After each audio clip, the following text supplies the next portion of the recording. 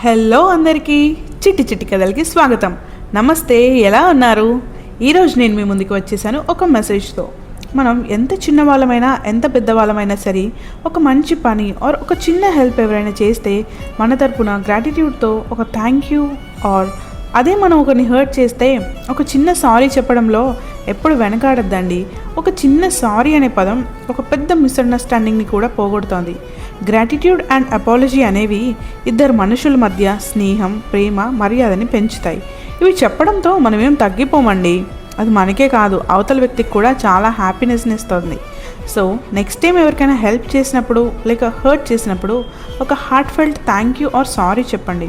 పోయేదేముందండి, మహా అయితే తిరిగి ఒక కొత్త బాండ్, ఒక స్మైల్, ఒక సాటిస్ఫాక్షన్ వస్తుంది కదా. సరే అండి, ఉంటా మరి.